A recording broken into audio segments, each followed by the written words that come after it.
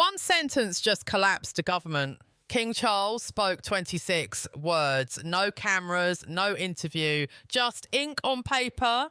And within 72 hours, a prime minister was gone, a nation was reborn, and the world remembered. The crown still has teeth. If you thought monarchy was just ceremonial theatre, in 2025, the next 60 seconds will shatter that illusion forever. Hit subscribe, because what happened in Britain this week will rewrite your understanding of power itself. It started with an insult no one saw coming. Prime Minister Keir Starmer, frustrated and reckless, publicly attacked King Charles.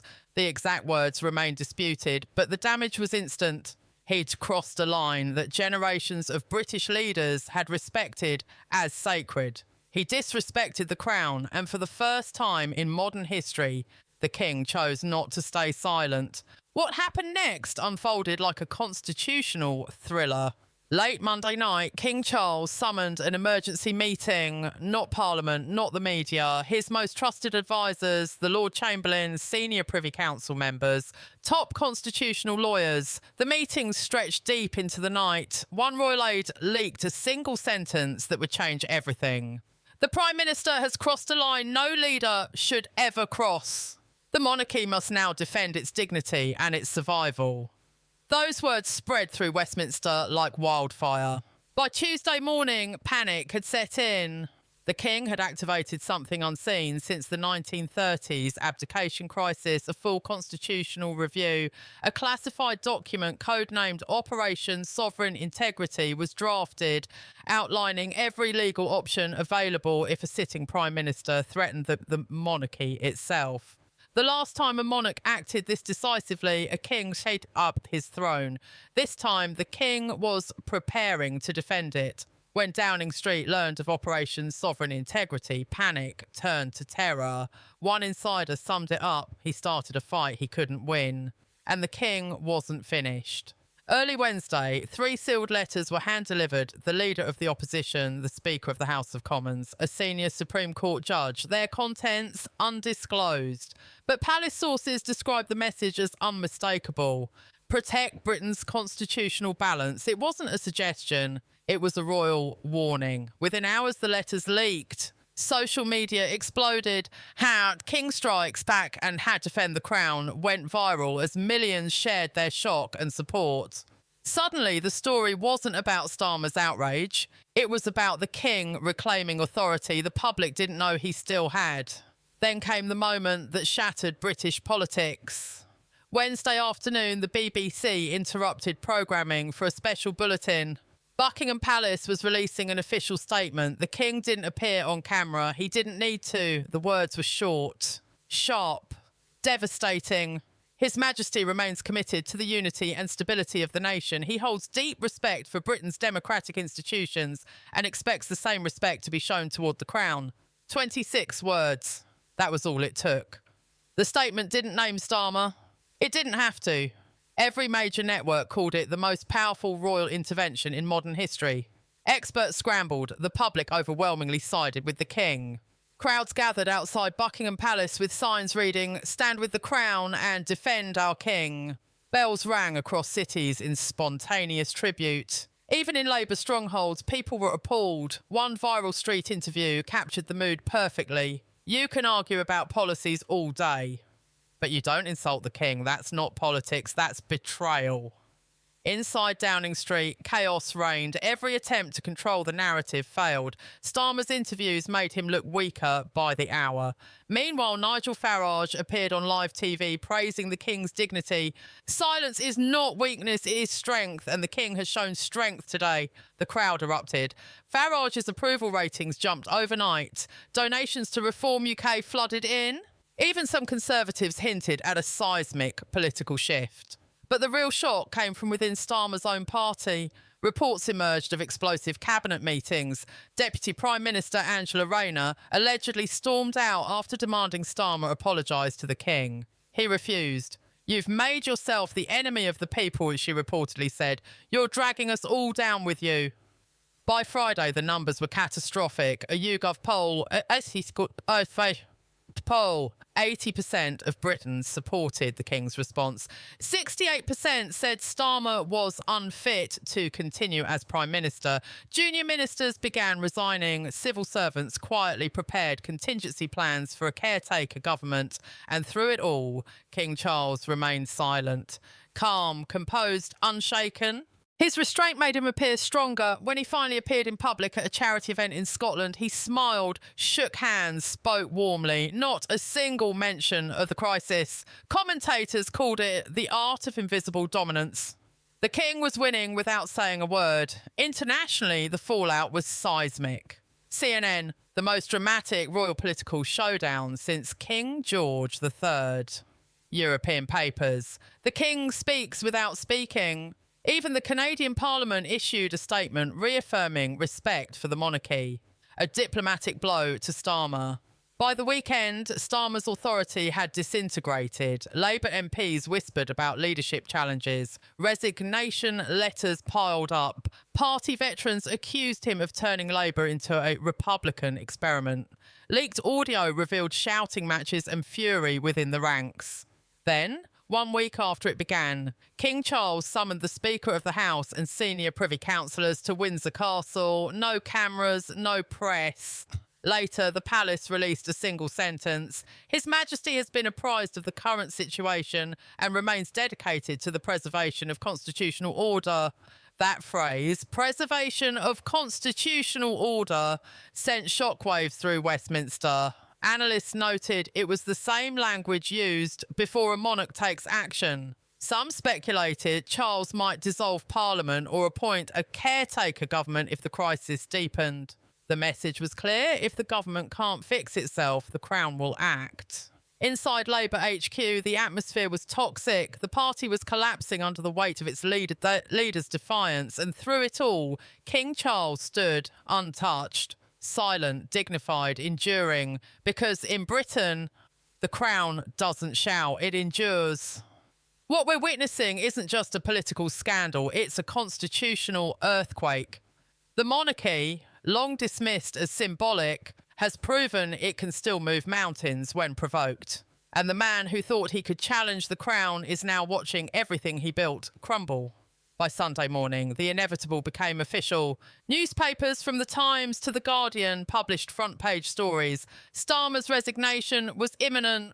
Broadcasters who once defended him shifted tone, describing his leadership as untenable.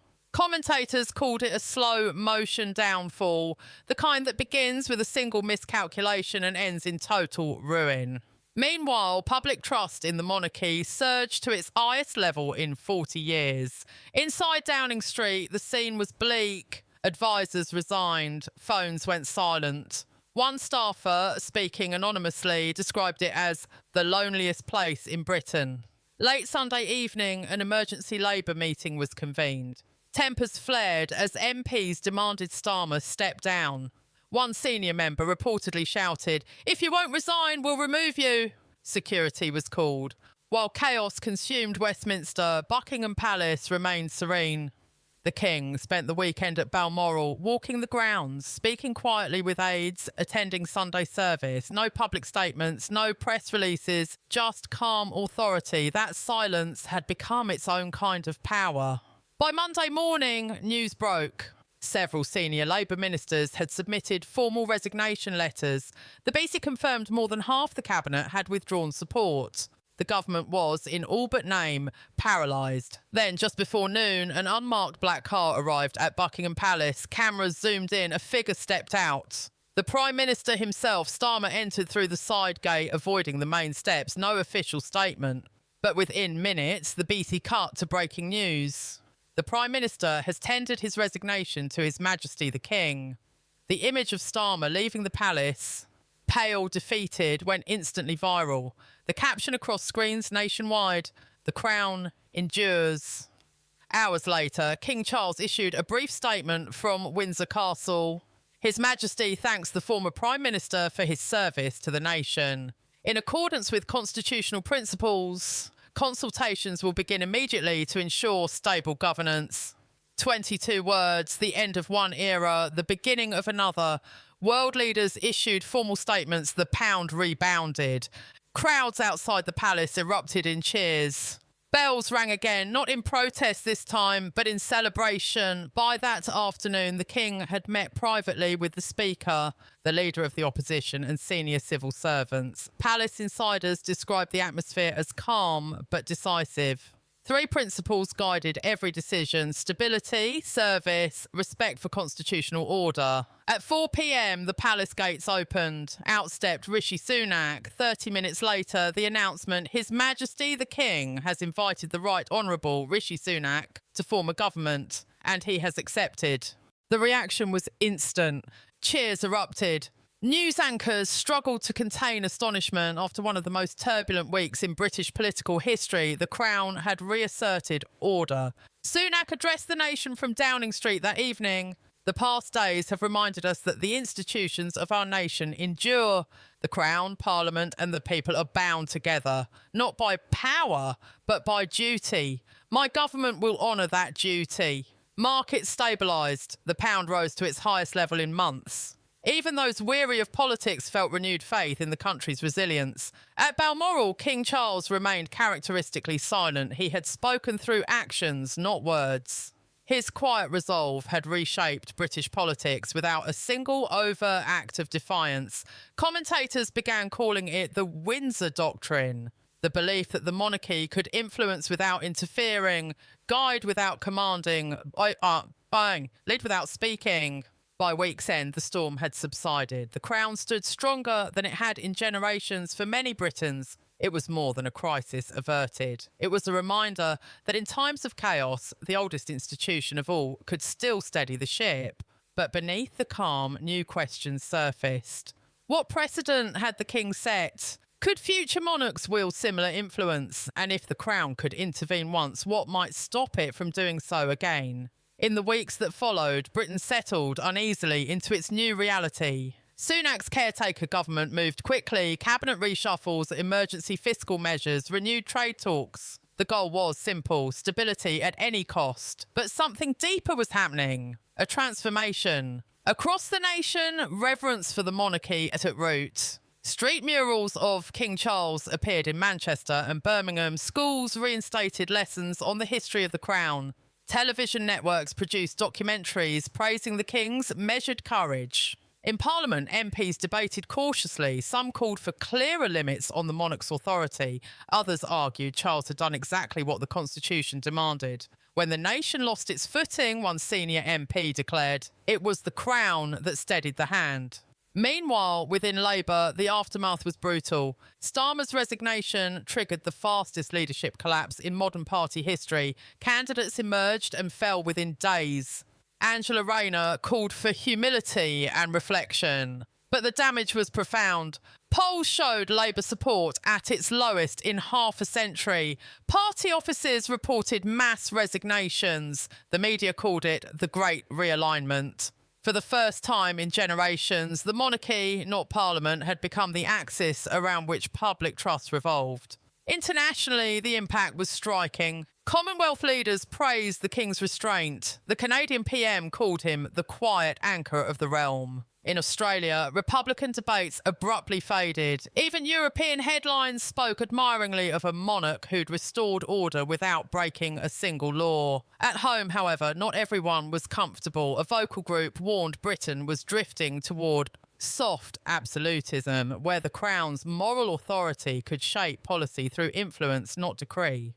Legal scholars debated whether the King's actions, though constitutional, had expanded royal prerogative. In practice, the line between symbolic leadership and active intervention had blurred.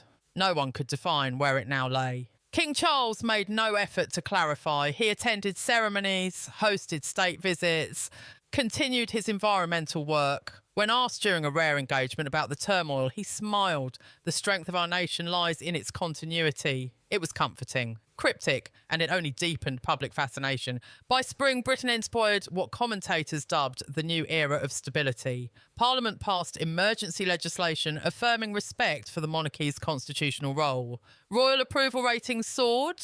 Tourism spiked.